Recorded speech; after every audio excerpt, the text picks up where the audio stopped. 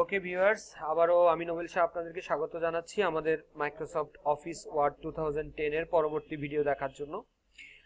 আজকে আমরা ডিসকাস করব যে টেক্সটের লুক কি করে পরিবর্তন করা যায় ম্যানুয়ালি। গত ক্লাসে আমরা দেখেছিলাম যে কুইক স্টাইলের মাধ্যমে কিভাবে টেক্সটের লুক পরিবর্তন করা যায়। তো আজকের ক্লাসে আমরা দেখব যে ম্যানুয়ালি কিভাবে টেক্সটের লুক চেঞ্জ করা যায়। কেমন? তো ফর এক্সাম্পল আমি তার জন্য একটা নতুন ডকুমেন্ট নিচ্ছি। আপনারা নিশ্চয়ই জানেন নিউ ডকুমেন্ট নেওয়ার জন্য আমাদের শর্টকাট কিটা হচ্ছে কন্ট্রোল এন। আমি একটা নতুন ডকুমেন্ট নিলাম কন্ট্রোল এন দিয়ে, এন্ড দেন আমরা এখানে টাইপ করছি say this is for manually changing of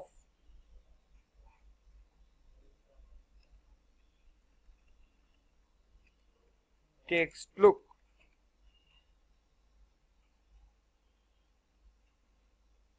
ওকে, তো এই পুরো লাইনটা সিলেক্ট করার জন্য আমরা কি করতে পারি? আমরা কন্ট্রোল এ, আমরা পাশে গিয়ে অ্যারোটা যখন শেপটা চেঞ্জ হবে তখন ক্লিক করব, পুরো লাইনটা চেঞ্জ হবে। ঠিক আছে, সিলেক্ট হবে। তো পুরো লাইনটা সিলেক্ট করার পর আমরা চাইলে কি করতে পারি, একটু বড় করে নিতে পারি যাতে করে দেখতে সুবিধা হয় নাকি। তো বড় করার জন্য আমরা কি করব, ফন্টের সাইজ বাড়াবো। ফন্টের সাইজ, এই যে আমি ফন্টের সাইজটা বাড়াচ্ছি এটি কিন্তু আমি ম্যানুয়ালি বাড়াচ্ছি, আমি কোনো স্টাইল ব্যবহার করে বাড়াচ্ছি না। দেখেন এখানে যে স্টাইলগুলো আছে এর মধ্যে কিন্তু একটা স্টাইল আছে, দেখেন আমি অনেক বড় হয়ে গেছে কিন্তু ফন্ট ধরলাম, অনেক বড় হয়ে গেছে কিন্তু সাইজ, কিন্তু সেটা কিভাবে হচ্ছে? অটোমেটিক্যালি বিল্ট ইন যেগুলো আছে সেটা দিয়ে। কিন্তু আমরা এখন বলছি যে ম্যানুয়ালি কি করে সেটা করা যায়। কেমন? তো ম্যানুয়ালি করার জন্য আমরা কি করব, আমরা এই যে এখানে ফন্ট সেকশনে দেখবেন 11 বলে আমি একটা কথা দেখতে পাচ্ছি, এটা আপনাদের হয়তো 8, 9, 10 এরকম কিছু দেখাতে পারে বা আরো বেশিও দেখতে পারে। তো যাই দেখাক না কেন, এটা হচ্ছে আসলে ফন্টের সাইজ বাড়ানোর জন্য আমাদের এখানে আমরা কি টাইপ করে দিতে পারি, অথবা আমরা চাইলে ডান দিকে একটা অ্যারো আছে, অ্যারো দিয়েও কিন্তু আমরা যেতে পারি। 72 ফর এক্সাম্পল, কেমন? দেখেন 72 তে ধরলাম, অনেক বড় হয়ে গেল। তো আপনার পছন্দ মতো আপনার প্রয়োজন অনুযায়ী আপনি যে সাইজটা প্রয়োজন সেই সাইজটা এখান থেকে নিতে পারেন। আচ্ছা, এখানে একটা জিনিস একটু খেয়াল করবেন, 8, 9, 10, 11, 12, তারপরে 11-র পরে 12, 12-র পরে কিন্তু 13 নেই, 14, 14-র পরে কিন্তু 16, তার মানে একটা গ্যাপ আছে, ঠিক কিনা? এখন যদি আপনাকে বলে যে সাইজটাকে 15 করতে বা সাইজটাকে 13 করতে, তখনই আমরা এখানে আসলে টাইপ করে দেব। কেমন? তো যেটা আমাদের এখানে আছে, লিস্টে আছে, সেটা তো আমরা সিলেক্ট করতে পাচ্ছি, কিন্তু যেটা নেই তার জন্য আমরা কি করব, টাইপ করে দেবো। ফর এক্সাম্পল আমি এখানে টাইপ করলাম 17 দিয়ে এন্টার দিলাম, বড় হয়ে গেল এবং এটা সাইজটা হয়ে গেল কত, 70। কেমন? আচ্ছা, এখানে আমি আবার একটা জিনিস টাইপ করছি, যে সে আমি এবার টাইপ করছি 1800। দেখেন বলছে the number must be between 1 and 1638। তাহলে এখান থেকে আমরা আরেকটা জিনিস জানতে পারলাম, সেটা হচ্ছে যে একটা ক্যারেক্টারকে আমরা ম্যাক্সিমাম 1638 সাইজ পর্যন্ত নিয়ে যেতে পারি, এর বেশি কিন্তু নেওয়া যাবে না। কেমন? নিচে হচ্ছে 1, একদম সর্বনিম্ন এটা হতে পারে 1, আর সর্বোচ্চ এটা সাইজ হতে পারে 1638, 1638 ফন্ট সাইজ, না ফন্ট সাইজ। কেমন? ওকে, আচ্ছা, তাহলে এই যে আমরা সাইজটা বাড়ালাম ম্যানুয়ালি, কেমন? ম্যানুয়ালি সাইজটা বাড়ালাম, কিংবা আমি চাচ্ছি এটার কালারটা আমি গ্রিন করব, তো তার জন্য আমরা ফন্ট গ্রুপের মধ্যে যে কালারের অপশনটা আছে ফন্ট কালার, এখানে গিয়ে আমরা চাইলে কালার চেঞ্জ করতে পারি। কেমন? গ্রিন কালার করে দিলাম। কিংবা আমি চাইলাম যে এটাকে আমি কি করব, বোল্ড করব, তো আমি এই যে দেখেন এখানে বি একটা আইকন আছে, বি আইকনটা বোল্ডের জন্য, আই আইকনটা ইটালিক করার জন্য, টেক্সট একটু বেঁকে যাবে দেখবেন, তারপরে ইউটা হচ্ছে আন্ডারলাইন করার জন্য। আপনার যদি কখনো মনে হয় যে একটা আন্ডারলাইন না, আপনার দুইটা আন্ডারলাইনের প্রয়োজন, তাহলে আপনি ইউর পাশে একটা অ্যারো পাবেন, ওই অ্যারোতে ক্লিক করলে দেখবেন যে আপনার আন্ডারলাইন বা আন্ডারলাইনের বিভিন্ন অপশনগুলো আছে এখানে। কেমন? মানে আন্ডারলাইন হবে কিন্তু কিভাবে, ডট ডট বা মোটা হয়ে বা ওয়েভি লাইন আকারে। কেমন? আর ডাবল আন্ডারলাইনের জন্য আমরা আরেকটা জায়গা থেকে আমরা করতে পারি, সেটা আমি একটু পরে আপনাদেরকে দেখাচ্ছি। আচ্ছা, তারপরে এখানে আছে দেখেন ইউর পরে আরেকটা আইকন আছে, যেটা হচ্ছে এবিসি আইকন, যার মাঝখান দিয়ে কাটা। কেমন? This is call strike through. কি বলে? Strike through. তো আমরা একটা কাজ করি, আমরা যে লাইনটা লিখলাম তার শেষে গিয়ে এন্টার প্রেস করলাম, শেষে গিয়ে এন্টার প্রেস করলাম। একটু খেয়াল করেন, একটু খেয়াল রাখবেন, এগুলো খুব ছোট ছোট জিনিস, কিন্তু একটু মাথায় রাখবেন। যখনই আমি এন্টার প্রেস করছি তখনই আমরা দেখতে পাচ্ছি পরের প্যারাগ্রাফে আমরা চলে আসলাম, তাই তো? এন্টার মানে কি? পরের প্যারাগ্রাফ। আর শিফট এন্টার যদি বলি তাহলে কি বলেন তো? শিফট এন্টার হচ্ছে লাইন ব্রেক। শিফট এন্টার হচ্ছে লাইন ব্রেক। কেমন? একই প্যারাগ্রাফে থাকবেন আপনি, কিন্তু লাইনটা ব্রেক হয়ে নিচে চলে আসবে। কিন্তু যদি আমরা এন্টার দেই তখন কি হবে? একেবারে নতুন প্যারাগ্রাফে চলে যাব। আর যদি আমরা কন্ট্রোল এন্টার দেই তাহলে আমরা নতুন পেজে চলে যাব। কেমন? তাহলে শুধু এন্টার দিলে কি হচ্ছে? নতুন প্যারাগ্রাফ। শিফট এন্টার হচ্ছে ওই প্যারাগ্রাফেরই পরবর্তী লাইনে চলে যাচ্ছি, যেটাকে লাইন ব্রেক বলা হয়। আর কন্ট্রোল এন্টার দিলে আমরা চলে যাচ্ছি পরবর্তী পেজে, যেটাকে পেজ ব্রেক বলা হয়। কেমন? ওকে। তো একটু দেখেন, আমি যখন এন্টার দিয়ে পরবর্তী প্যারাগ্রাফে আসলাম, স্টিল আমার ফন্ট সেকশন আমি দেখতে পাচ্ছি বি, আই এবং ইউ এই তিনটেই কিন্তু সিলেক্টেড অবস্থায় রয়ে গেছে। কারণ হচ্ছে আমি আগের প্যারাগ্রাফ থেকে এন্টার প্রেস করে আসছি, এবং সেই প্যারাগ্রাফের যে যে স্টাইলগুলো ছিল সেগুলো এই প্যারাগ্রাফেও অটোমেটিক্যালি চলে এসেছে। কিন্তু এমন হতেই পারে যে আপনি চাচ্ছেন যে পরের প্যারাগ্রাফের লেখার স্টাইলটা ওই আগের মতো থাকবে না। তো তার জন্য একটা একটা করে কি আপনি সবগুলোকে ডিসেবল করবেন? করতে পারেন, কিন্তু ইট উইল টেক টাইম, এটা অনেক সময় নেবে। তার জন্য আমাদের কাছে একটা সহজ উপায় আছে, একটা কুইক ওয়ে। একটা বাটন ক্লিক করে আমরা আগের ফরম্যাটিংটাকে ক্লিয়ার করে দিতে পারি। কেমন?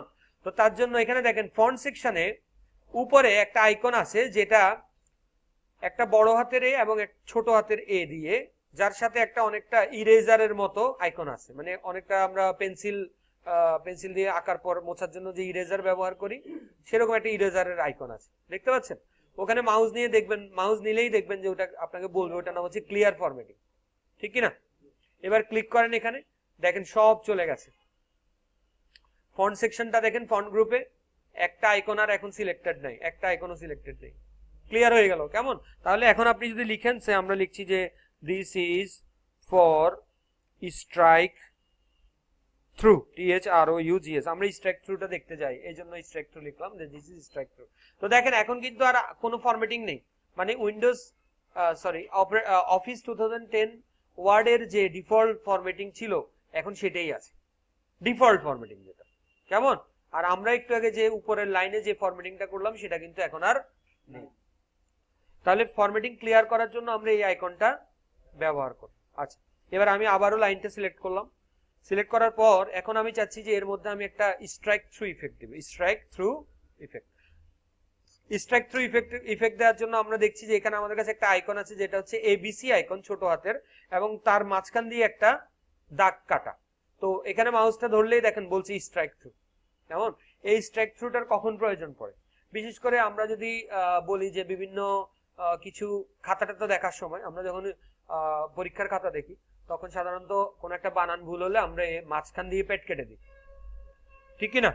তো এই ধরনের সিচুয়েশনে আপনি স্ট্রাইক থ্রুটা ব্যবহার করতে পারেন। তো তার জন্য আপনি এখানে ক্লিক করলে দেখবেন, আমি একটু বড় করে নিচ্ছি যাতে আপনারা বুঝতে সুবিধা হয়। দেখেন আমরা এই ABC আইকনে ক্লিক করলে লেখাটার মাঝখান দিয়ে একটা দাগ কেটে গেল। কেমন? তো এটাকে বলা হয় কি? Strike through.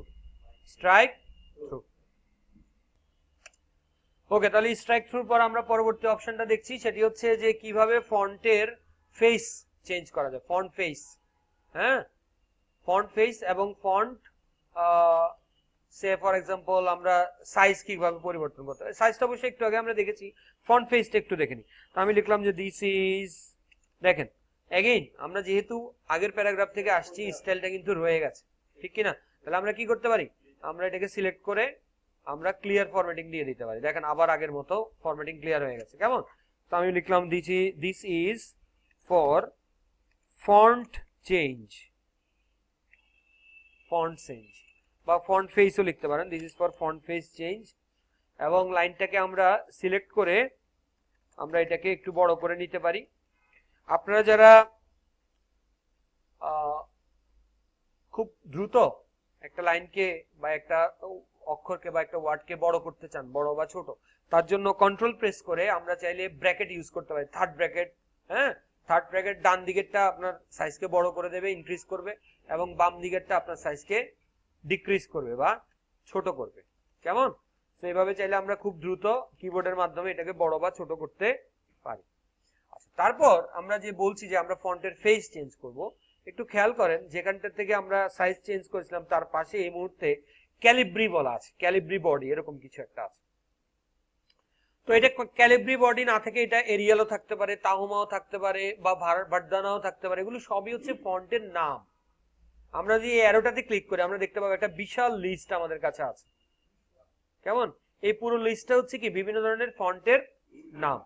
তো মনে করেন আমাকে বললো যে change your font face to Algerian, তাহলে দেখেন এখানে আলজেরিয়ান একটা অপশন আছে, ঠিক কিনা? যেখানে আলজেরিয়ানে ক্লিক করলে আমরা দেখতে পাচ্ছি প্রত্যেকটা অক্ষর বড় হাতের হয়ে গেছে এবং তার স্টাইলটা একটু ভিন্ন রকম হয়ে গেছে, ঠিক কিনা? তো এইভাবে চাইলে আমরা কি করতে পারি, ফন্টের ফেস চেঞ্জ করতে পারি। আপনাকে বললো যে এটাকে চেঞ্জ করে আপনি ট্রেবুশেট এমএস করেন, ট্রেবুশেট এমএস, এগেইন আপনি টি সেকশনে চলে যান, খুঁজতে খুঁজতে স্ক্রল করে নিচে নামতে থাকেন, যেখানে টি আছে টি সেকশনে আমরা চলে যাই, টিতে দেখতে পাবো যে ট্রেবুশেট এমএস, যে ট্রেবুশেট এমএস আছে, ক্লিক করলাম ট্রেবুশেট এমএস এ, দেখেন ট্রেবুশেট এমএস ফন্ট চেঞ্জ হয়ে গেছে ট্রেবুশেট এমএস এ। কেমন? তো এইভাবে চাইলে আমরা কি করতে পারি, ফন্টের ফেস পরিবর্তন করতে পারি। ওকে, আচ্ছা, এখানে আরেকটা জিনিস আপনাদেরকে একটু বলে নেই, ফন্ট সেকশনেই দেখবেন যেখান থেকে আমরা সাইজ পরিবর্তন করেছি তার পাশে গ্রো ফন্ট এবং আপনার শ্রিঙ্ক ফন্ট বলে দুইটা আইকন আছে। তাহলে গ্রো ফন্ট দিয়ে বুঝতেই পাচ্ছেন ফন্টটা বড় হতে থাকবে, আর শ্রিঙ্ক ফন্ট দিয়ে ফন্টটা ছোট হতে থাকবে, ঠিক কিনা? আচ্ছা, তারও পাশে একটা আইকন আছে দেখবেন বড় হাতের এ এবং ছোট হাতের এ, এটা হচ্ছে কেস চেঞ্জ করার জন্য। তো কেস চেঞ্জ কি বা কেস কিভাবে চেঞ্জ করতে হয় সেটা আমরা আমাদের পরবর্তী ভিডিওতে দেখব। এই ভিডিও এই পর্যন্তই, আপনারা সবাই ভালো থাকবেন, আপনাদের সাথে আমার পরবর্তী ভিডিও আবার দেখা হবে, বাই।